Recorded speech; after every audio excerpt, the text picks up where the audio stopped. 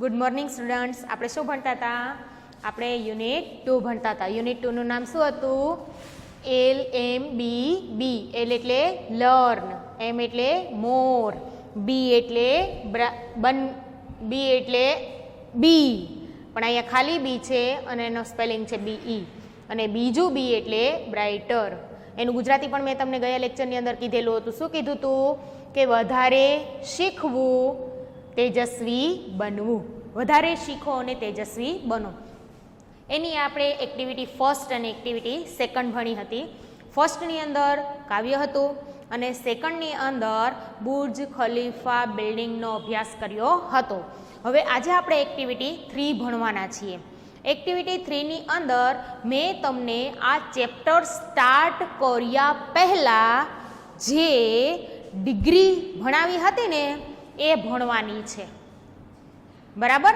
As, ER, than અને EST એ ભણાવવાની છે. Positive, comparative અને સુપરલેટિવ. ચાલો, પેજ નંબર 14 ઉપર આપેલું છે એક્ટિવિટી 3. મેં અહીં લખેલું છે એક્ટિવિટી 3. એની સૂચના હું પાઠ્યપુસ્તકમાં વાંચું છું. તમારી નજર તેમાં. લુક, જુઓ, એટ ધ પિક્ચર્સ, ચિત્રો તરફ જુઓ, એન્ડ કમ્પ્લીટ અને પૂર્ણ કરો ધ સેન્ટેન્સીસ, વાક્યોને, યુઝિંગ ઉપયોગ કરીને, ધ કરેક્ટ વર્ડ્સ, સાચા શબ્દો. આખી સૂચનાની અંદર શું કહે છે? કે ચિત્રો જુઓ અને નીચે આપેલા વાક્યોને સાચા શબ્દો વડે પૂર્ણ કરો.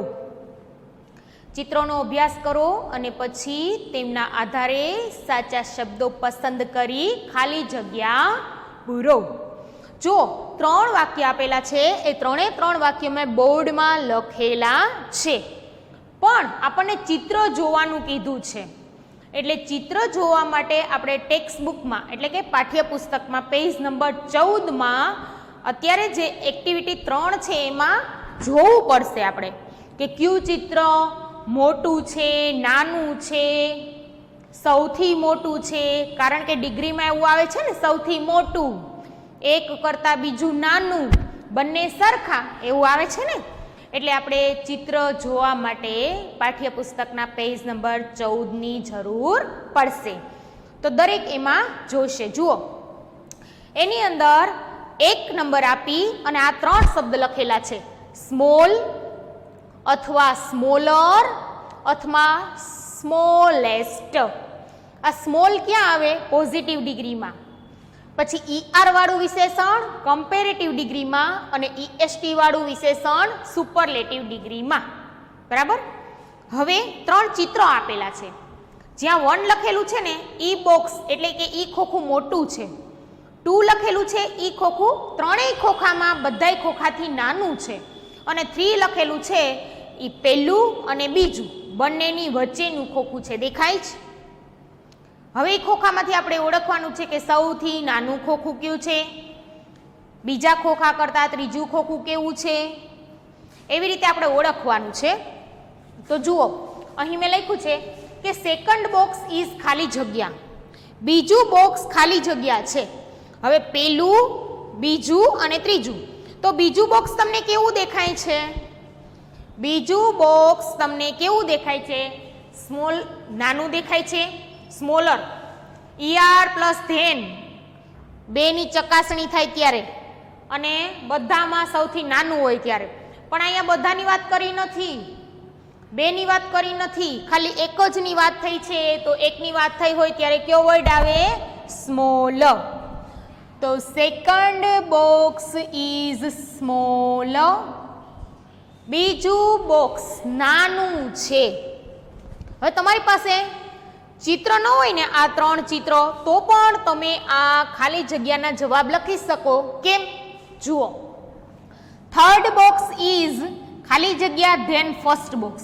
આ ધેન શબ્દ છે ને, તો એની આગળ મેં તમને કીધું હતું કે ER વાળું વિશેષણ આવશે. તો કયું છે ER વાળું વિશેષણ? સ્મોલર. ખબર પડી જાય ને આવી રીતે તમારી પાસે ચિત્ર ન હોય તો પણ. ત્રીજું બોક્સ પહેલા બોક્સ કરતાં વધારે નાનું છે. ખબર પડી ગઈ? જ્યારે ખાલી જગ્યાની પાછળ ધેન હોય તો આગળ ER વાળું વિશેષણ આવશે. સેકન્ડ બોક્સ ઇઝ ધ પછી ખાલી જગ્યા છે. તો સુપરલેટિવ ડિગ્રીમાં આપણે શું કરતા હતા? વિશેષણની પાછળ EST લગાડતા હતા અને એની આગળ ધ આવતો હતો.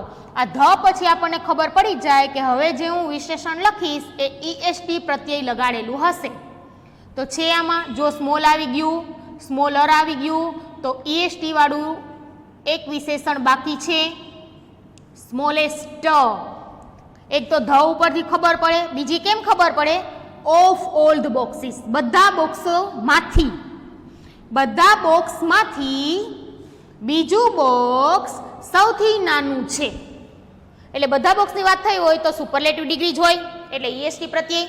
પછી ત્રીજું બોક્સ, પહેલું બોક્સ બેની સરખામણી અને એમાં ધેન આવ્યું છે એટલે ER પ્રત્યય જ હોય. મેં તમને આના નિયમો ભણાવ્યો છે એટલે યાદ આવી જશે કે બેની સરખામણી હોય અને ER પ્લસ ધેન હોય એટલે એ કમ્પેરેટિવ ડિગ્રી.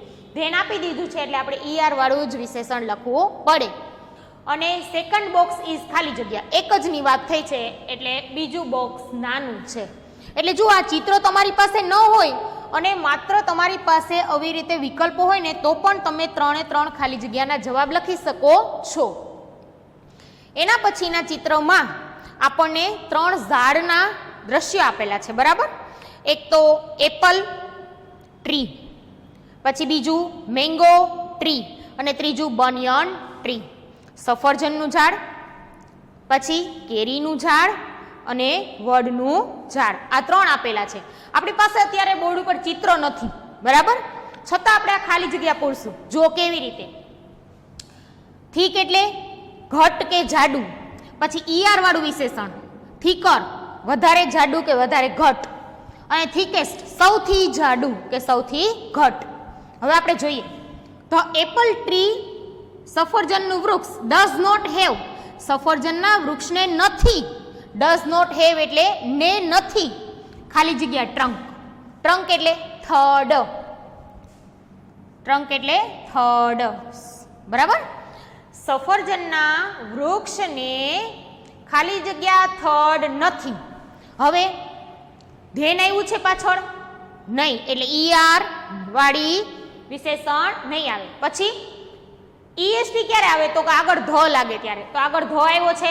નહીં. તો બેમાંથી એકેય નહીં લાગે તો કયું વધ્યું આપણી પાસે? થીક, એટલે કે જાડું. 3 જાડા તો છે જ, પણ એક છે એ ઓછું, એક એનાથી વધારે અને એક સૌથી વધારે. જો શું થાય ગુજરાતી? સફરજનના વૃક્ષને જાડું થડ નથી. ચિત્રમાં પણ સફરજનનું વૃક્ષ છે એમાં જે થડ આપેલું છે એ જાડું દેખાતું નથી, તમે નજર કરો છે. પછી બીજું વાક્ય, the trunk of the mango tree. Mango tree એટલે આંબો, કેરીનું ઝાડ, એને આપણે આંબો કહીએ ને. કેરીના ઝાડનું થડ, ઓફ એટલે નું, કેરીના ઝાડનું થડ, ઇઝ એટલે છે, કેરીના ઝાડનું થડ છે, ખાલી જગ્યા પછી ધેન. હવે તમને ખબર પડી જશે કે ધેન ક્યારે આવે? તો કે તેની આગળ એડજેક્ટિવ એટલે કે વિશેષણ ER વાળું આવશે. છે આની અંદર? હા, નિયમ છે ને ER plus than. Thicker than the apple tree. શું કહે છે? સફરજનના વૃક્ષ કરતા કેરીનું વૃક્ષ વધારે જાડું છે. સમજાણું? સફરજનના વૃક્ષનું થડ છે ને એના કરતા કેરીના વૃક્ષનું થડ એટલે કે આંબાનું થડ વધારે જાડું છે. અહીંયા જાડું તો છે પણ એના કરતા વધારે જાડું છે આંબો. પછી ધ બનિયન ટ્રી હેઝ, વડના થડને છે, ધ ખાલી જગ્યા ટ્રંક, ધ આવ્યું છે તો ધ ક્યારે આવે? સુપરલેટિવ ડિગ્રીમાં. તો સુપરલેટિવ ડિગ્રીમાં ધ પછી EST વાળું વિશેષણ સ્મોલેસ્ટ. ધ સ્મોલેસ્ટ ટ્રંક, સૌથી સ્મોલ નહીં, આ તો પેલું વિશેષણ લખાઈ ગયું, સ્મોલ નહીં આવશે, શું આવશે? થીક. થીક એટલે જાડું, સૌથી જાડું થડ ઓફ ઓલ ધ ટ્રીઝ, બધા વૃક્ષોમાં વડનું થડ સૌથી જાડું છે. સમજાણું? જો અહીંયા આપી દે ને ઓલ ધ ટ્રીઝ એટલે બધાની વાત થઈ એટલે ખબર પડી જાય. પછી આમાં ધેન આપેલું છે એટલે ખબર પડી જાય, અને એમાં કંઈ નથી આપેલું એટલે ખબર પડી જાય. એટલે જો આપણી પાસે ચિત્ર ન હોય તો પણ આપણે ખાલી જગ્યા છે એના જવાબ લખી શકીએ. પછી શોર્ટ એટલે નીચો, શોર્ટર વધારે નીચો, અને શોર્ટેસ્ટ સૌથી નીચો. આર્ણવ ઇઝ ખાલી જગ્યા બોય. શોર્ટર આપેલું છે તો પાછળ ધેન આવવું જોઈએ છે નહીં. શોર્ટેસ્ટ આપેલું છે તો આગળ ધ આવવું જોઈએ છે તો નહીં. તો શું વધ્યું? શોર્ટ. આપણને 3 છોકરાઓના ચિત્રો આપેલા છે. પહેલો છે આર્ણવ, બીજો છે યુવરાજ અને ત્રીજો છે આદિત્ય. બરાબર? પછી આ આર્ણવ, યુવરાજ અને આદિત્ય ત્રણેયની આમાં કમ્પેરિઝન કેવી રીતે કરેલી છે એ આપણે વાક્ય વાંચીને સમજવાની. ત્રણેય નીચા જ છે પણ સૌથી નીચું કોણ, પછી બેમાંથી નીચું કોણ એ આપણે અહીં લખીને જોવાનું. આર્ણવ ઇઝ પછી ધ નથી એટલે શોર્ટેસ્ટ ન આવે, ખાલી જગ્યા પછી ધેન નથી એટલે શોર્ટર ન આવે. તો શું આવે? શોર્ટ. આર્ણવ નીચો છોકરો છે હાઈટમાં. બરાબર? પછી આદિત્ય ઇઝ ધ આવ્યું ને ધ, તો ધ પછી ઈઆર આવે કે ઈએસટી? ધ પછી ઈએસટી આવશે. શોર્ટેસ્ટ. આદિત્ય છે સૌથી નીચો છોકરો ઇન ક્લાસ, વર્ગમાં. આદિત્ય વર્ગમાં સૌથી નીચો છોકરો છે. બરાબર? યુવરાજ ઇઝ એટલે છે ખાલી જગ્યા પછી ધેન. તો જ્યારે ખાલી જગ્યા પછી ધેન આપેલું હોય ત્યારે આગળનો જે ખાલી જગ્યા છે એનો જવાબ વિશેષણમાં ઈઆર પ્રત્યય લગાડેલો હશે તો છે યસ, શોર્ટર. SHORTER. યુવરાજ છે આર્ણવ કરતા વધારે નીચો. આમાં બેની ચર્ચા થઈ છે, ઈઆર પ્લસ ધેન. આમાં આખા સમૂહમાંથી એકની જ વાત થઈ છે એટલે ધ પ્લસ ઈએસટી, અને આમાં માત્ર એકની વાત થઈ છે એટલે એનું મૂળ સ્પેલિંગ. બરાબર? સમજાણું? આ હતી આપણી ડિગ્રી. હવે જુઓ, સ્મોલમાં છેલ્લા બંને અક્ષર વ્યંજન છે એટલે સીધું ઈઆર લાગ્યું છે અને ઈએસટી લાગ્યું છે. થીકમાં પણ છેલ્લા બંને અક્ષર વ્યંજન છે એટલે સીધું ઈઆર લાગ્યું છે અને ઈએસટી લાગ્યું છે. શોર્ટમાં પણ છેલ્લા બંને અક્ષર વ્યંજન છે એટલે ઈઆર લાગ્યું છે અને ઈએસટી પ્રત્યય લાગેલો છે. બરાબર? એટલે તમારી પાસે ચિત્ર ન હોય તો પણ તમે ખાલી જગ્યાનું ગુજરાતી કરી અને ખાલી જગ્યા છે એ પૂર્ણ કરી શકો છો. એક્ટિવિટી 3 અહીં પૂરી થઈ જાય છે. હવે પેજ નંબર 15 ઉપર, પેજ નંબર 15 ઉપર આપણો મુખ્ય પાઠ શરૂ થાય છે. આપણા પાઠનું નામ છે, જો મેં અહીં લખેલું છે એક્ટિવિટી 4. આપણા પાઠનું લખ્યું છે નામ સોંગ ઓફ સોંગ્સ. સોંગ એટલે ગીત, ઓફ એટલે નું, અને સોંગ્સ એટલે ગીતોનું. ગીતોનું ગીત. પાઠનું નામ શું છે? ગીતોનું ગીત. ઘણા બધા ગીત ભેગા કરી અને એનું એક ગીત બનાવાય એ ગીતોનું ગીત. એની સૂચના વાંચું. યોર ટીચર, તમારા શિક્ષક, વિલ રીડ, વાંચશે ધ ફોલોઈંગ, નીચેની સ્ટોરી, વાર્તા, ફોર યુ, તમારા માટે. તમારા શિક્ષક તમારા માટે નીચેની વાર્તા વાંચશે. લિસન, સાંભળો, ટુ યોર ટીચર, તમારા શિક્ષકને, એન્ડ અને ધેન પછી રીડ ધ સ્ટોરી, વાર્તાને વાંચો, સાયલેન્ટલી, શાંતિપૂર્વક. શું કહે છે? તમારા શિક્ષકને સાંભળો અને પછી શાંતિથી વાર્તા વાંચો. એટલે ગીતોનું ગીત નામનો જે પાઠ છે એ તમારા શિક્ષક તમને ભણાવશે અને પછી તમારે એને ભણવાનું, એવું આપણને કીધેલું છે. હવે આખા પાઠમાં પેજ નંબર 15, 16 અને 17 અહીં પાઠ પૂરો થાય છે. એની અંદર સ્પેલિંગ જે આવેલા છે ને મેં અહીં બધા નથી લખેલા નથી. પહેલો પેરેગ્રાફ, બીજો પેરેગ્રાફ, ત્રીજો પેરેગ્રાફ, ચોથો પેરેગ્રાફ, બરાબર, અને પાંચમો. આ 5 પેરેગ્રાફ સુધીના સ્પેલિંગ મેં અહીં લખેલા છે. 5 પેરેગ્રાફની અંદર આવેલા સ્પેલિંગ મેં અહીં લખેલા છે, જે તમારે લખીને પાકા કરી લેવાના છે.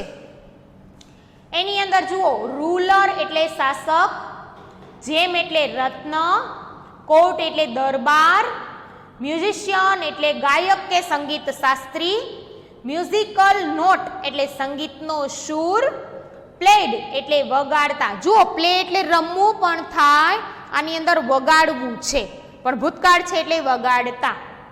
ટાઇપ્સ એટલે પ્રકાર, ઇનોવેશન એટલે ફેરફાર, ટુ ક્રિએટ એટલે રચના કરવી, ઉત્પન્ન કરવું, નવું બનાવવું, નવું સર્જન કરવું. ટુ અગ્રી એટલે સહમત થવું, કોઈની વાતમાં આપણે હા પાડીએ તો આપણે સહમત થયા ગણાય, કબૂલ કર્યું. કામ એટલે શાંત, ક્વાઇટ એટલે નીરવ, રવ એટલે અવાજ અને નીરવ એટલે અવાજ વગરનું. બ્રાઇટ એટલે ચમકતું કે તેજસ્વી. પ્રેઝ એટલે વખાણ, કોઈની પ્રશંસા કરીએ તો એને વખાણ કર્યા કહેવાય. ટુ બાવ, બાવ એટલે અભિવાદન કરવા, નમવું, કોઈને નમીને આપણે વાત કરીએ અને ત્યારે ઇંગ્લિશ વર્ડ લખાશે બાવ. વન્ડરફુલ એટલે અદ્ભુત, વોઇસ એટલે અવાજ અને વર્લ્ડ એટલે વિશ્વ કે દુનિયા. આ 5 પેરેગ્રાફની અંદર એટલા સ્પેલિંગ છે જે તમે પાકા કરી લેશો. હવે આપણે આ 5 પેરેગ્રાફની અંદર પહેલો પેરેગ્રાફ છે એની શરૂઆત કરીએ છીએ. આની અંદર તાનસેન, અકબર, પછી એના 9 રત્નો એની વાત થઈ છે. પછી એના ગુરુ સંત હરિદાસ એની પાસે જાય છે, જે મહાન સંગીતકાર છે, એ બધી વાત આની અંદર કરી છે, જે આપણે આગળ ભણીશું. ચાલો, દરેકની નજર પેજ નંબર 15માં એક્ટિવિટી 4નો પહેલો paragraph. The great ruler of India. Pencil હાથમાં લઈને બેસવાનું છે. જે શબ્દમાં તમને ડાઉટ લાગે કે મને નથી આવડતું તે ત્યાં તમે ગુજરાતી લખી શકો છો. મહાન શાસક ઓફ ઇન્ડિયા એટલે ભારતના મહાન શાસક Akbar. Had 9 James in his court. In his court એટલે તેના દરબારમાં. 9 જેમ્સ એટલે 9 રત્નો, હેડ એટલે હતા. આખું વાક્ય શું કહે છે કે ભારતના મહાન શાસક અકબરના દરબારમાં 9 રત્નો હતા.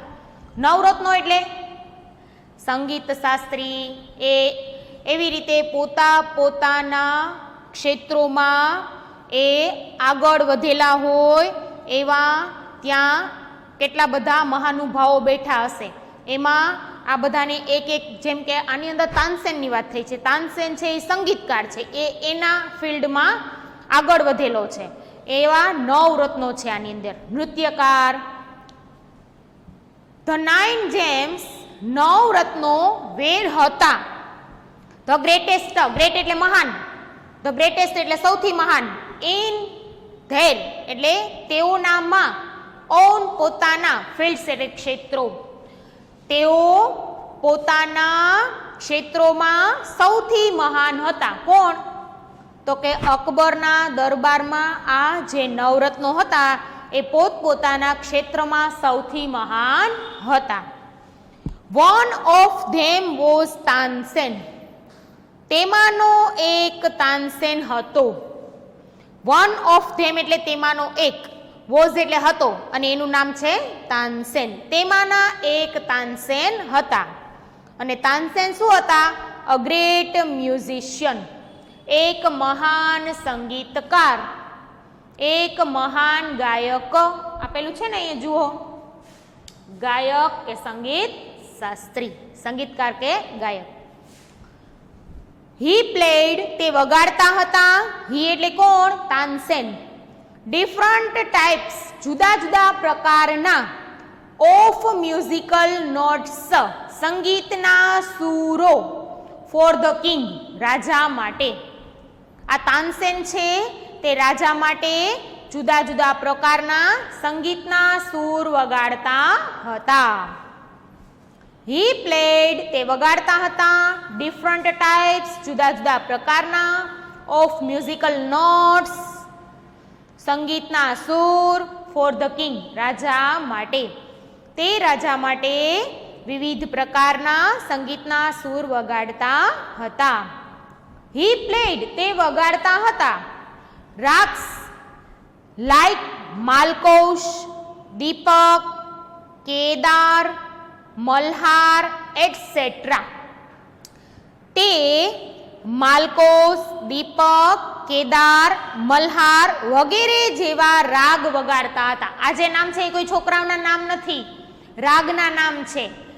દીપક રાગ, કેદાર રાગ, મલ્હાર રાગ બધા છોકરાના નામ લાગે છે ને તમને, પણ આ રાગના નામ છે. જુદા જુદા રાગ છે એ આ તાનસેન છે એના રાજા સમક્ષ વગાડતા હતા. તાનસેન મેડ some innovations in Malhar Rag and created Miya Malhar Rag.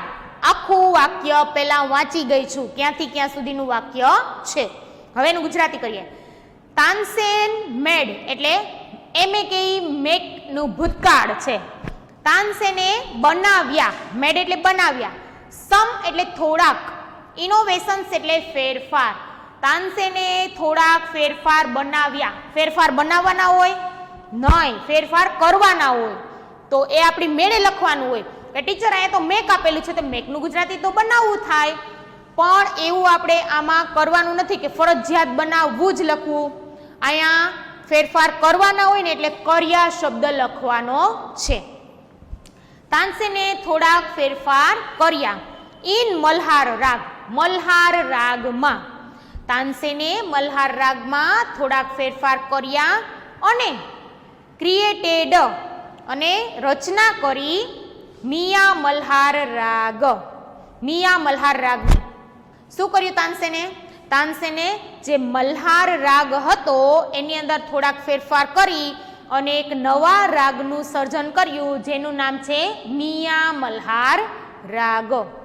આખો પેરેગ્રાફ ફરીથી સમજાવું છું. એની અંદર શું હતું તો કે અકબર, તાનસેન, એના નવરત્નો, પછી તાનસેન છે એ જુદા જુદા પ્રકારના સંગીતના સૂર વગાડતા અને એના રાજાને ખુશ કરતા. પછી તેના જે આ વિવિધ રાગ છે એના નામ હતા અને મલ્હાર રાગમાંથી તેણે મિયા મલ્હાર રાગ બનાવ્યો. ચાલો એનું રિપીટેશન થાય છે. The great ruler of India Akbar had 9 gems in his court. હવે સીધું વાંચી જઈશ આખું વાક્ય અને પછી સીધું એનું ગુજરાતી. શું કહે છે કે ભારતના મહાન શાસક અકબરના દરબારમાં 9 રત્નો હતા. The 9 gems were the greatest in their own fields. 9 રત્નો તેમના પોતાના ક્ષેત્રોમાં સૌથી મહાન હતા. One of them was Tansen, a great musician. તેમાંનો એક તાનસેન હતો જે મહાન સંગીતકાર હતો. He played different types of musical notes for the king. તે રાજા માટે વિવિધ પ્રકારના સંગીતના સૂર વગાડતા. કોણ? Tansen. He played rags like Malkosh, Deepak, Kedar, Malhar, etc. તે માલકોસ, દીપક, કેદાર, મલ્હાર વગેરે જેવા રાગ વગાડતા હતા.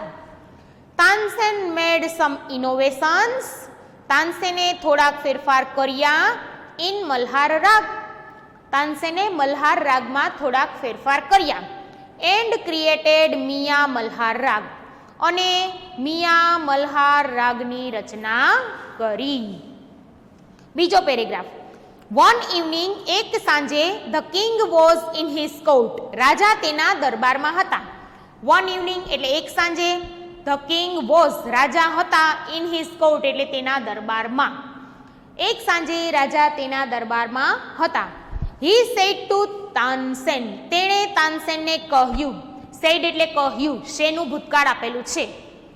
તેણે તાનસેનને કહ્યું. શું કહે જુઓ. ઉસ્તાદજી, ઉસ્તાદજીનું ગુજરાતી ઉસ્તાદજી જ થશે. પ્લે સમથિંગ, પ્લે એટલે વગાડો, સમથિંગ એટલે કંઈક, ન્યૂ એટલે નવું, કંઈક નવું વગાડો.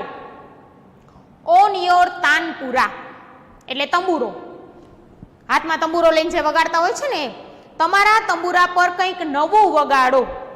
And make us happy, and એટલે અને, મેક એટલે બનાવો, અસ એટલે અમને, હેપી એટલે ખુશ, અને અમને ખુશ બનાવો. તો ખુશ બનાવવાના હોય કે ખુશ કરવાના હોય? ખુશ કરવાના હોય, એટલે એમ બોલાશે કે અને અમને ખુશ કરો. મેક એટલે કરો, અસ એટલે અમને, હેપી એટલે ખુશ, અને અમને ખુશ કરો. તેણે તાનસેનને કહ્યું, ઉસ્તાદજી તમારા તાનપુરા પર કંઈક નવું વગાડો અને અમને ખુશ કરો. તાનસેન અગ્રીડ, તાનસેન સહમત થયા, એટલે જે વાત મૂકી છે રાજાએ એ વાતની હા પાડી કે હા હું કંઈક નવું વગાડું છું, એટલે એ સહમત થયા, અગ્રીડ. હી ટુક હિઝ તાનપુરા, ટુક એટલે લીધો, હી એટલે તેણે, હિઝ એટલે તેનો, તેણે તેનો તાનપુરો એટલે કે તંબુરો લીધો. હી સ્ટાર્ટેડ, તેણે શરૂ કર્યું, સ્ટાર્ટનું ભૂતકાળ આપેલું છે, શરૂ કર્યું. ધ રાગ દરબારી, દરબારી શબ્દ છે ને એ રાગનું નામ છે. તેણે દરબારી રાગ શરૂ કર્યો. શું શરૂ કર્યો હોય? ગાવાનો. તેણે દરબારી રાગ ગાવાનો શરૂ કર્યો. ધ કોર્ટ બીકેમ કામ એન્ડ ક્વાઇટ, કોર્ટ એટલે દરબાર, બીકેમ એટલે બન્યો, કામ એટલે શાંત, અને ક્વાઇટ એટલે નીરવ. ટાંચણી પડે તોય અવાજ આવે એટલો બધો શાંત બની ગયો દરબાર. દરબારમાં બધા સાંભળતા હતા, એકદમ શાંતિથી સાંભળતા હતા, એટલે કહે છે કે દરબાર એકદમ શાંત અને નીરવ બની ગયો. પીપલ ફોરગેટ, લોકો ભૂલી ગયા, એવરીથિંગ બધું જ, અરાઉન્ડ ધેમ તેમની આજુબાજુનું, ધેમ એટલે તેમની, અને અરાઉન્ડ એટલે આસપાસનું કે આજુબાજુનું. પીપલ ફોરગેટ લોકો ભૂલી ગયા, એવરીથિંગ બધું જ, અરાઉન્ડ ધેમ તેમની આસપાસનું. દરબારની અંદર જેટલા લોકો બેઠા હતા એ બધા તેમની આજુબાજુનું બધું જ વિસરી ગયા, એટલે કે ભૂલી ગયા. આફ્ટર સમ ટાઈમ, થોડાક સમય પછી, આફ્ટર એટલે પછી, સમ ટાઈમ એટલે થોડાક સમય. The king Raja looked up, looked એટલે જોયું, અને અપ એટલે ઊંચું. થોડાક સમય પછી રાજાએ ઊંચે જોયું. હિઝ આઈસ તેમની આંખો, બ્રાઇટ ચમકતી હતી, વિથ પ્રેઝ વખાણથી. પ્રેઝ એટલે વખાણ, વિથ એટલે થી, બ્રાઇટ એટલે ચમકતી હતી, હિઝ આઈસ એટલે તેમની આંખો. થોડાક સમય પછી રાજાએ ઊંચે જોયું, તેમની આંખો વખાણથી ચમકતી હતી. વન્ડરફુલ હી સેડ, અદ્ભુત તેમણે કહ્યું. બરાબર. બીજા પેરેગ્રાફની અંદર શું કીધું તું? બીજો પેરેગ્રાફ અહીં કમ્પ્લીટ થાય છે. એમાં એમ કીધેલું હતું કે એક સાંજે રાજા દરબારમાં હતા, તેણે કહ્યું, ઉસ્તાદજી તમારા તાનપુરા પર કંઈક નવું વગાડો અને અમને ખુશ કરો. તાનસેન સહમત થયા, તેણે તાનપુરો લીધો અને દરબારી રાગ ગાવાનું શરૂ કર્યું. કોર્ટ છે એ શાંત અને નીરવ બની ગયો, લોકો આજુબાજુનું બધું જ ભૂલી ગયા. થોડાક સમય પછી રાજાએ ઊંચે જોયું અને તેમની આંખો વખાણથી ચમકતી હતી. તેમણે કહ્યું, અદ્ભુત. ચાલો હવે આગળના વિડીયોની અંદર આપણે ત્રીજા પેરેગ્રાફથી ભણીશું. ત્યાં સુધી ગુડ બાય સ્ટુડન્ટ.